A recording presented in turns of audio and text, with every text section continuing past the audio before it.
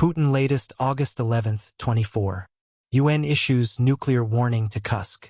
Rafael Grossi, the head of the United Nations Nuclear Watchdog Agency, has warned Russia and Ukraine to exercise maximum restraint in order to avoid a nuclear accident, as the conflict in the Kursk area of Russia continues to intensify.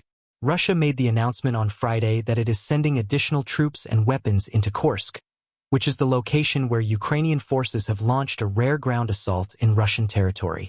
Grossi, the Director General of the International Atomic Energy Agency, IAEA, has issued a warning that a nuclear disaster could occur if the fighting that is taking place around the Kursk nuclear power plant, NPP, continues.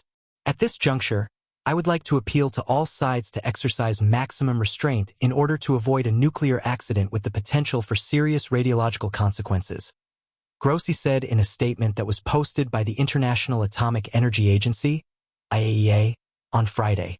According to Grossi, the International Atomic Energy Agency has been keeping an eye on allegations of military operations carried out by Russia and Ukraine in the vicinity of the nuclear power plant.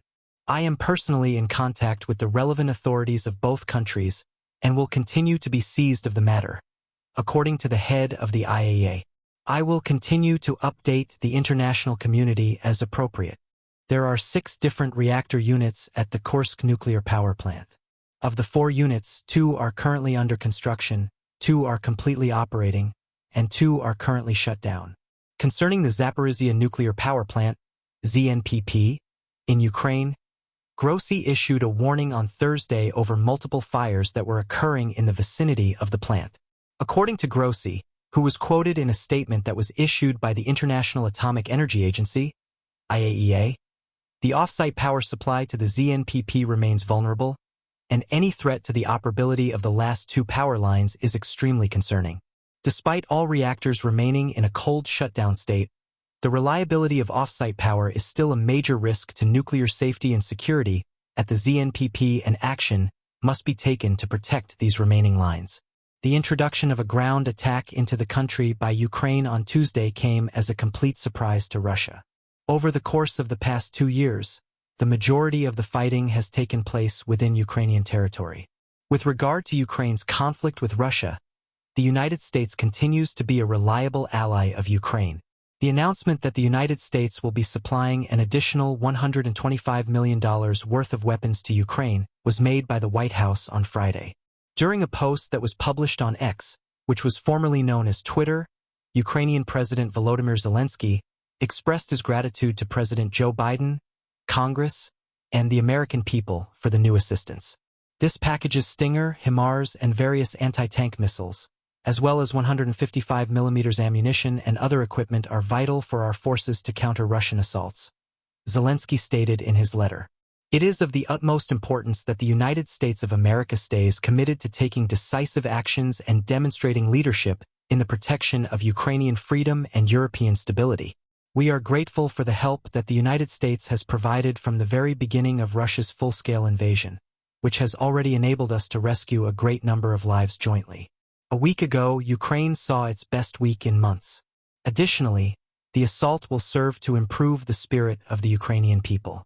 It has also demonstrated that Russia is once again weak, that its intelligence agencies, which are highly regarded, are inefficient, and that the state institutions have been weakened as a result of Putin's misrule, which has resulted in some frenzied emergency meetings to discuss how to react.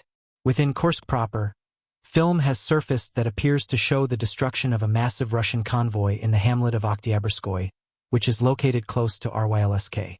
The attack is believed to have been carried out by HIMARS, which are high-mobility artillery rocket systems supplied by the United States. It has been claimed that Ukrainian forces are pushing deeper into Russia. This comes after an unexpected onslaught by Ukrainian forces in the Kursk region has caused Vladimir Putin to scramble to retaliate. This comes after a week of headline-grabbing successes for Kyiv. A counterterrorism campaign has been implemented by Russia in 3 of its border regions, with the other 2 being in Bryansk and Belgorod, in an effort to disrupt the momentum that Ukraine is gaining. Additionally, it has been reported that Ukrainian soldiers have threatened to take control of a regional town that is located more than 6 miles within Russian territory. Kyiv may control up to 210 square miles of territory, according to the X, previously Twitter, account of Ukraine battle map. This would be the deepest Ukrainian advancement since the beginning of the war. However, this information has not been independently verified. The defense ministries of both Russia and Ukraine have been approached by Newsweek for information and comment. Although President Volodymyr Zelensky stated that Russia should feel what it has done to Ukraine, the Ukrainian capital of Kyiv has not made any direct comments regarding the operation till now. After several weeks of gradual Russian successes, a diminishing number of Ukrainian troops and equipment, and concerns about the future backing from the West, this offers Kyiv a boost. There was a lot of attention paid to Putin's face expression when he was briefed about the attack on social media.